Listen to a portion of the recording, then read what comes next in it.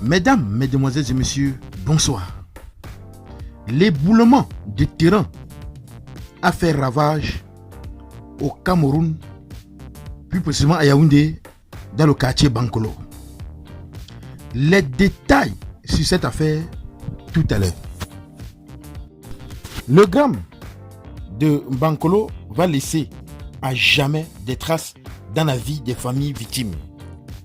Le bilan provisoire en cet instant même où nous mettons ces phrases en ligne est d'au moins 60 morts.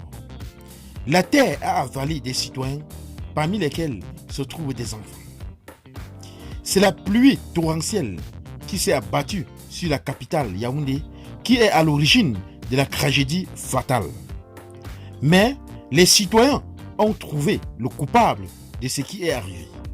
Il s'agit de Grégoire Ouna, homme politique né en 1950, ministre du Travail et de la Sécurité sociale depuis décembre 2011.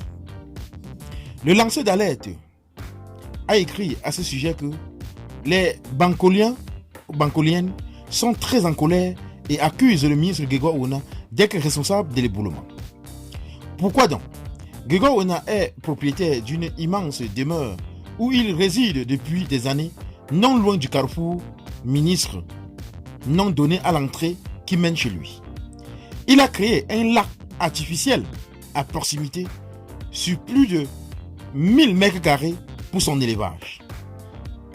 C'est alors que, suite à la forte pluie diluvienne de la fois passée, le mur de soutènement de ce lac aurait donc lâché et créé l'éboulement pas loin de sa résidence qui est un jet de pierre de la catastrophe.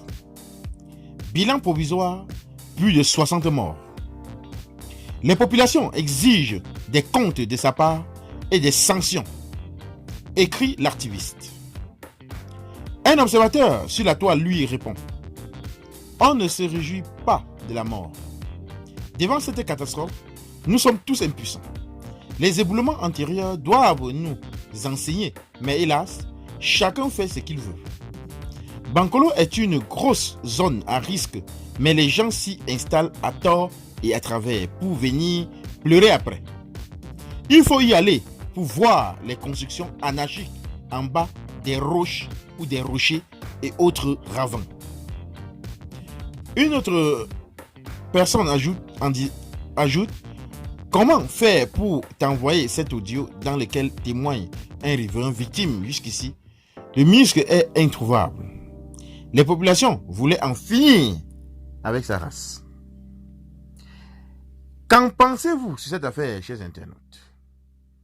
Donnez vos avis en commentaire, sans hésiter de vous abonner à la chaîne, tout en activant la cloche de notification pour ne plus rien rater de nos prochaines vidéos.